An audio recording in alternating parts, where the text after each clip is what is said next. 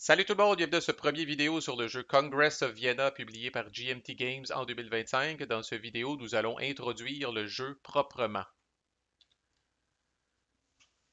Oh, par où commencer ici? Je peux pas ne pas parler de l'ancêtre de ce jeu-là. En 2015, sortait un jeu qui s'appelle Churchill, pour lequel mes attentes étaient absolument énormes. Peut-être à cause de tout le hype que GMT avait fait sur le jeu, les articles d'Inside GMT, puis là, à ce moment-là, c'était comme Mark Herman était le designer, puis là, c'est le concept là, d'une table de négociation dans une conférence combinée avec un wargame à côté. C'était complètement unique, puis c'était complètement fucked up. Bon wargame à trois, là, je rappelle que dans Churchill, il y a un joueur qui incarne Staline, l'autre Roosevelt, puis l'autre Churchill lui-même. Puis là, un principe là, de tirons la couverte, là, tu sais, puis le jeu commence autour du débarquement là, en Normandie, là, fait que 1944. Fait que, tu sais, là, l'Axe est pas mal sur le déclin. Fait que, oui, on se bat contre l'Axe, mais on n'est pas tellement menacé, là, tu sais, c'est la fin de la guerre, les Alliés sont dans une position vraiment très, très forte. Puis Churchill est beaucoup plus sur ce qui va se passer après la guerre, laquelle de ces trois nations-là alliées va réussir à tirer son épingle du jeu, puis va s'assurer que le monde post-Deuxième Guerre mondiale va être le plus favorable pour eux autres. Je ne rentrerai pas dans les détails, on n'est pas là pour faire le procès de Churchill, mais comme je disais, là, je suis tombé de haut en crise. Les win conditions m'ont énormément déçu.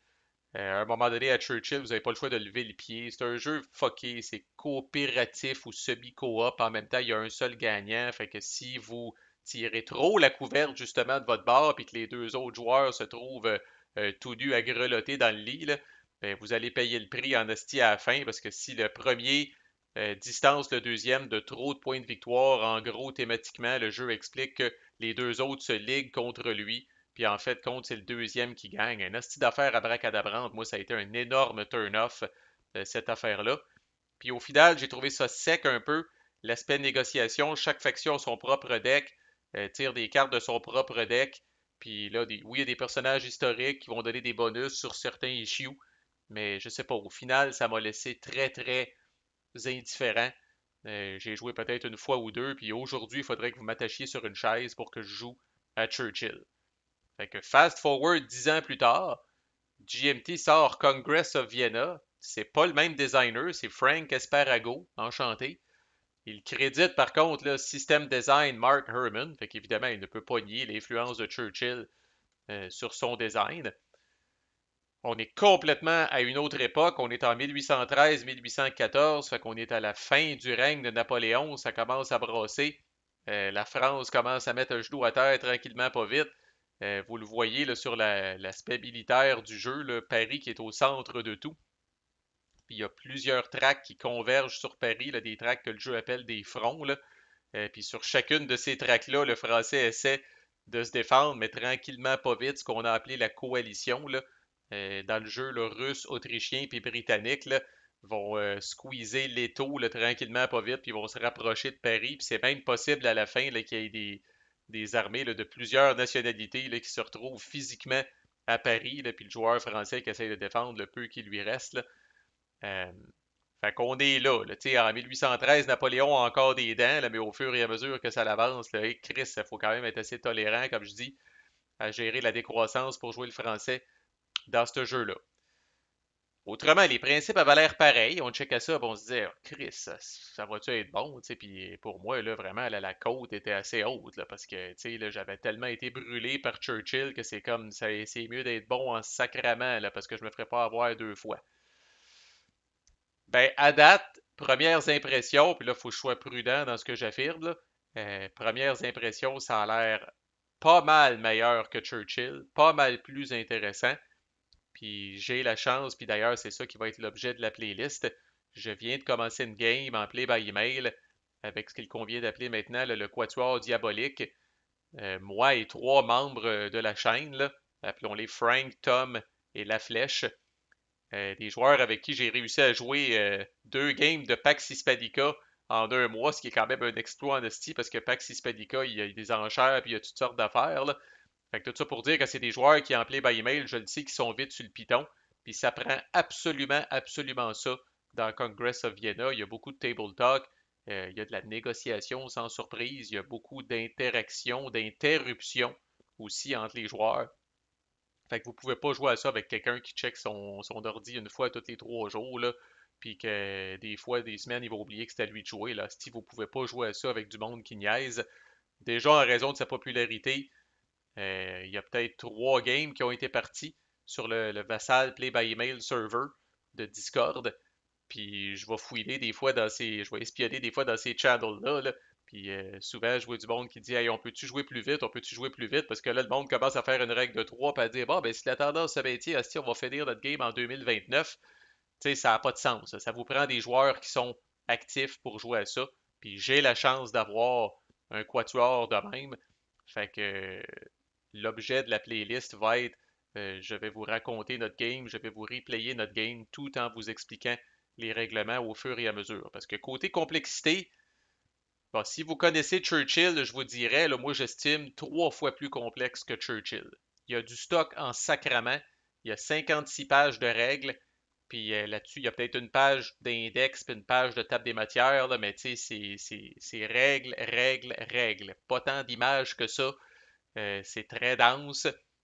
Si vous avez jamais joué à Churchill, en plus, là, vous devez apprivoiser tout le concept du jeu qui est en 2 temps, l'aspect négociation qui est à droite, puis l'aspect militaire qui est à gauche. Fait que approchez ça comme un jeu complexe, là, pour vrai, là, Here I Stand-ish en termes de complexité. Là. Fait que c'est définitivement pas pour tout le monde. On le voit avec le board, c'est extrêmement chargé, il y a beaucoup de stock. Mais en même temps, c'est très beau. C'est Terry Leeds, mon amour, qui a fait le artwork là, avec son style habituel. Puis moi, je trouve que, bon, effectivement, il y a beaucoup de tracks, il y a beaucoup de tables, il y a beaucoup d'iconographie à gauche et à droite. Là. Mais au final, c'est quand même très plaisant à l'œil. Fait que là, dans le playthrough aussi, je vous rassure, je n'assume pas une connaissance de Churchill. On va prendre notre temps comme on fait tout le temps. Puis je vais bien vous expliquer les différentes étapes. Là. Déjà avec le setup, j'en ai pour un bout, là. Mais je vais bien vous expliquer les différentes étapes, les règles, puis tout ça. Ce qui fait qu'à la fin du playthrough, vous allez être fonctionnel, vous allez être capable de jouer.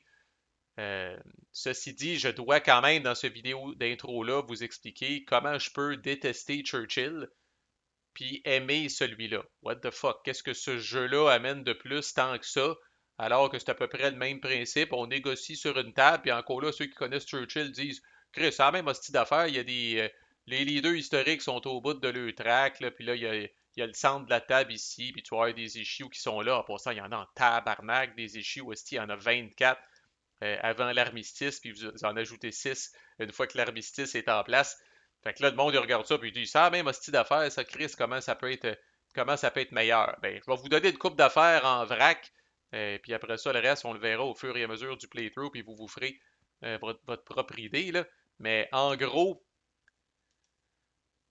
dans Churchill, comme je disais, tout le monde a son deck de cartes. Là, c'est un gros deck de cartes avec des cartes mélangées qui appartiennent à toutes les factions. Ça veut dire que dans une main typique, par exemple, je suis le russe, je pige 10 cartes. Montrer ça rapidement là, pour juste vous montrer de quoi peut avoir l'air une main typique de cartes. Là. Admettons que je flippe ça. Fait que sans rentrer dans les détails, puis l'anatomie d'une carte, puis tout ça, là, vous voyez que j'ai pigé quand même pas mal de cartes françaises. J'ai pigé des cartes britanniques, oui, j'ai pigé des cartes russes, j'ai pigé une carte autrichienne, puis j'ai pigé des cartes neutres.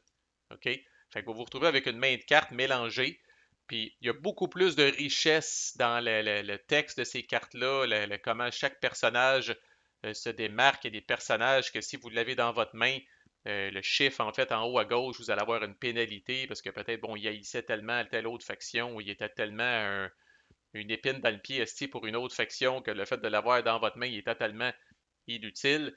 Le jeu permet de faire des échanges lors des rondes de diplomatie quand arrive votre tour plutôt que de bouger un issue. Vous pouvez proposer à un joueur, hey, par exemple, je suis le russe, je dis au français, j'ai un personnage français intéressant dans ma main. Le français dit, ah ouais, j'ai un personnage russe intéressant dans ma main. Un, deux, trois go, si on s'échange ces cartes-là parce que d'avoir votre propre personnage souvent, c'est crissement mieux que d'avoir un chaudron d'une autre faction qui n'a aucune habilité spéciale quand il se trouve dans votre main. Fait que le jeu dit on peut dire, mettons, j'ai une carte intéressante sans nécessairement nommer la personne, ce qui ajoute quand même un petit thrill à tout ça. L'autre chose, c'est que les personnages ont vraiment euh, souvent, les personnages, quand vous avez des personnages de votre faction dans votre main, oui, vous pouvez les utiliser à la table de négociation, puis ils vont vous donner des bénéfices quand vous allez tirer sur certaines issues. Mais souvent, ces personnages-là, s'ils étaient en plus des leaders militaires, vont vous donner des avantages intéressants quand va venir le temps là, de résoudre les combats à gauche. Fait que c'est un dilemme constant quand vous avez des beaux personnages de votre nation. Est-ce que je le claque pour son utilité à la table de négociation pour aller chercher un issue que je veux absolument mettre la patte dessus? Ou si je préfère le garder, cracher sur cette habilité-là pour être capable d'utiliser son habilité de combat. Puis en même temps, la majorité des leaders militaires, une fois qu'ils se salissent les mains, ils ont une chance de crever sur le champ de bataille. S'ils crèvent sur le champ de bataille, leur carte est removed from the game. Puis lors des prochains tours, quand vous allez brasser le deck, ben, vous ne pouvez plus piger ce leader-là, puis vous allez de plus en plus vous ramasser avec des cartes des ennemis. Il y a une petite enchère aussi au début qui est très très intrigante puis qui est très très intéressante où tout le monde met une carte face down. Puis là, le gagnant de ça ramasse un issue qui commence déjà sur sa track. Il y a beaucoup plus de choses qui se passent en début de tour aussi pour donner le ton en fonction de où est-ce qu'on est là, dans le moment historique en plus avec quelques petites variantes pour garder ça replayable à souhait. Au niveau des combats, juste le fait qu'on se batte joueur contre joueur, avec toute l'imprévisibilité puis les moments plaisants que ça peut amener. Fait que dans Churchill, évidemment, personne joue l'axe. Fait que quand vient le temps de taper sur l'axe, vous avez des mécaniques pour résoudre ça, mais essentiellement, vous vous battez contre un bot qui est pas mal plus prévisible, puis ils ont mis des jets de dés, là, je pense, pour rendre ça un petit peu plus incertain. Mais là, encore là, si je suis le russe puis que je me frotte au français ici, puis moi, j'ai une coupe de cartes en main, puis le français, il a une coupe de cartes en main, ben, qu'est-ce qui s'est gardé? Est-ce y a-tu des bons leaders pour s'opposer à moi ici? Est-ce que mon attaque va avorter? Puis tout le kit. Très, très intéressant. En même temps, le français doit donner de l'amour à beaucoup de fronts, hostie, sous peine qu'il y a eu des armées qui négligent, qui se rendent à Paris plus vite que les autres. Vraiment, vraiment intéressant.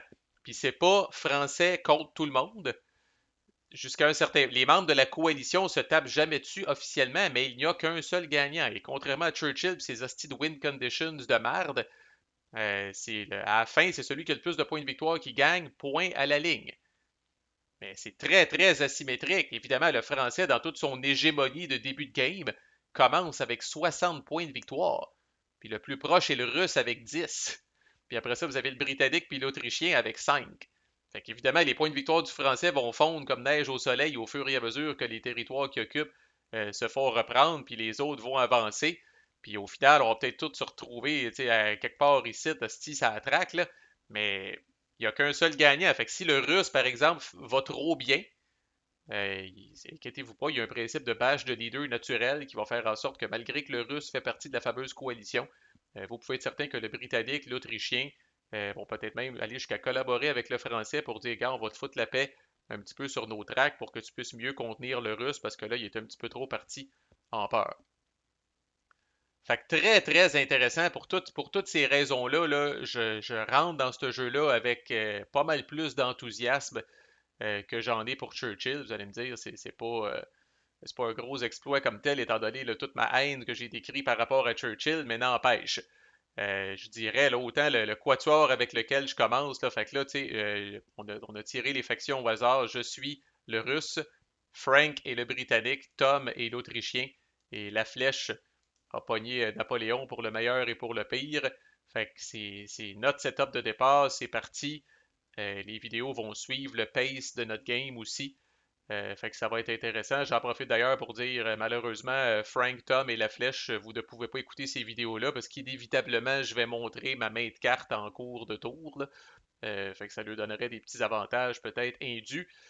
Fait que la vidéo d'intro, c'est correct, mais je me fie à votre honnêteté pour pas écouter les autres. Vous allez devoir attendre que tout soit fini, esti, pour être capable de repartir la playlist, là.